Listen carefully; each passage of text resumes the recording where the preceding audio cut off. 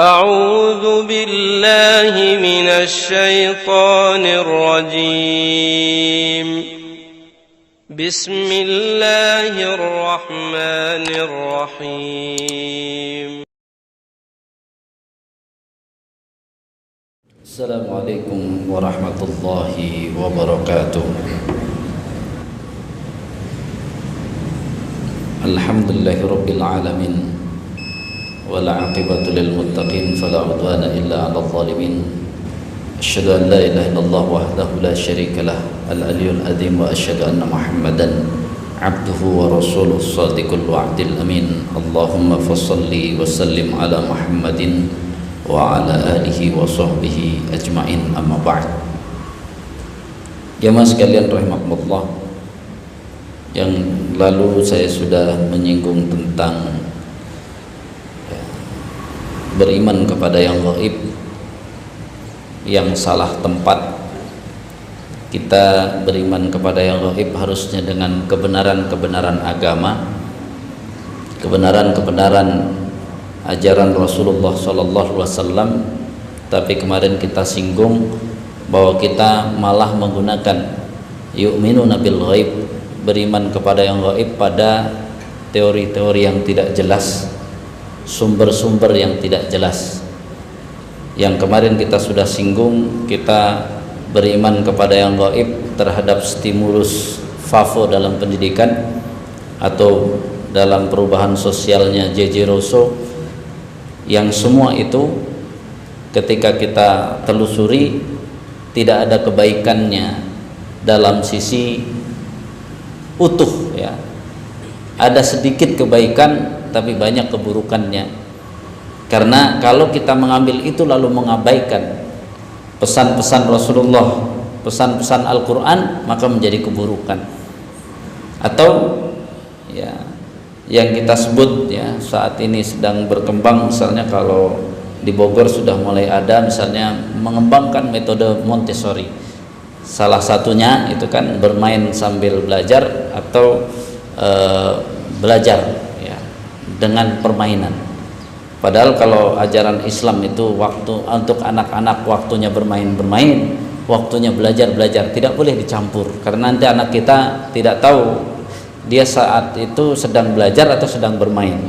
Karena sudah biasa tadi, biasa belajar dengan main-main atau sebaliknya, dua-duanya tidak dapat, ya.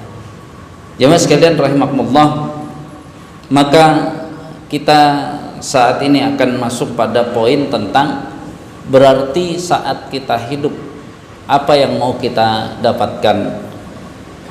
Sedangkan pendidikan harusnya memenuhi kriteria sebagaimana ukurannya adalah ukuran hadis Rasulullah sallallahu alaihi wasallam, inna fil jasadi ala wa inna fil jasadi mudghah, ya. Bahwa sesungguhnya di dalam diri kita ada al-mudghah, segumpal darah. Idza soluhat, ya, soluhal jasadu kulluh. Apabila bagus maka seluruh jasad akan bagus. Fa idza fasadat fasadal jasadu kulluh ala wahyal qalbu. Bahwa kalau dia rusak maka rusak seluruhnya. Itu adalah hati, ya. Artinya seberapa sukses kita mendidik, maka yang akan kita lihat seberapa tenang kehidupan diukur dari hatinya. Lalu kemudian dari mana kriteria ukuran hati?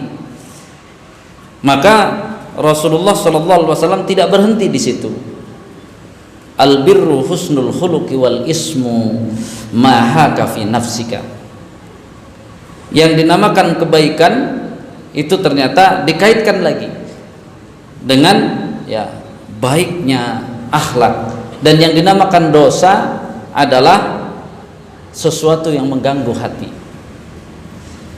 Wa karihta ayyatalla alaihin nas, sehingga kalau dia ketahuan perbuatan itu dia malu, itu adalah dosa. Sampai-sampai Rasulullah bukan hanya itu, Rasulullah mengatakan al birru ma'it ma'annat ilaihin nafsu. Ternyata yang orang suka mencari gimana agar hati saya tenang, ini jawabannya. Engkau harus berbuat baik, karena kebaikan itu adalah sesuatu yang akan menenangkan jiwa. Wa atma'anna ilaihil qalbu, juga akan menenangkan hati. Wal ismu, sedangkan dosa, mahaka fin nafsi, yang akan mengganggu tadi, membuat hatimu tidak tenang. Dan ini yang lebih berbahaya lagi, wa taraddada fi sadri, orangnya jadi peragu. Gimana kamu? Ditanya ragu-ragu, disuruh memutuskan ragu-ragu. Hati-hati kalau kita banyak ragu-ragu. Diajak ke masjid aja masih ragu-ragu, itu kemungkinan besar banyaknya dosa-dosa kita, ya. Ini gambaran bahwa ketika kita bicara pendidikan, seberapa kita berhasil mendidik, ya, orang-orang yang dianggap murid kita, apapun bidang ilmu kita, ternyata kalau dia, ya, sudah bisa melaksanakan kebaikan-kebaikan sehingga tenang hatinya, dia tidak bisa melakukan keburukan-keburukan karena terganggu hatinya, maka kita telah berhasil mendidiknya.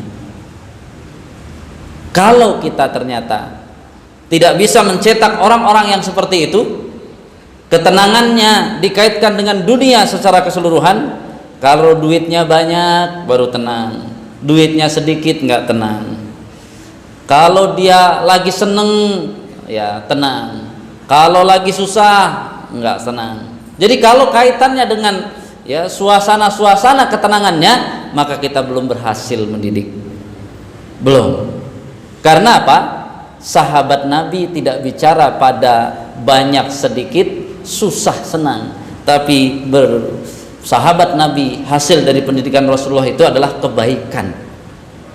Jadi bisa jadi ketika sahabat Nabi banyak uangnya tetap baik, begitu sedikit uangnya tetap baik, lagi sehat baik, lagi sakit baik, semua kebaikan yang dikejar. Lagi sendiri baik, lagi bersama-sama baik. Lihatlah keimanan kita. Lagi sehat, jangan-jangan bermaksiat, berarti buruk. Lagi sakit, ngeluh terus, nggak sabar, buruk juga. Ternyata lagi sehat buruk, lagi sakit buruk. Duitnya banyak, jalan ke sana kemari, lupa infak sedekah, buruk.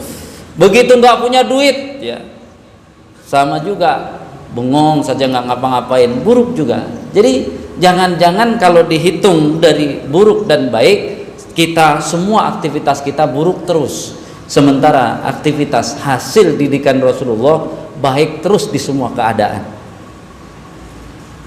Jemaah sekalian rahimakumullah, maka mudah-mudahan sebagaimana, ya, yang disampaikan oleh Rasulullah sallallahu alaihi wasallam, salah satunya ini yang harus kita pikirkan sebagai penutup, la yablughul abdu ayyakuna minal muttaqin. Seseorang tidak akan sampai kepada derajat menjadi orang yang bertakwa hatta yada'a ma la ba'sa bihi hadarum mimma bihi ba'sun, sampai dia meninggalkan sesuatu yang tidak berdosa karena takut terjerumus kepada dosa-dosa.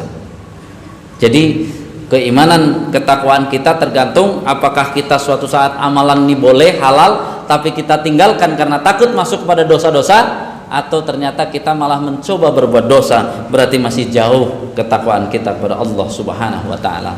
Subhanaka Allahumma wa bihamdika asyhadu an la ilaha illa anta astaghfiruka wa atubu ilaik. Assalamualaikum warahmatullahi wabarakatuh.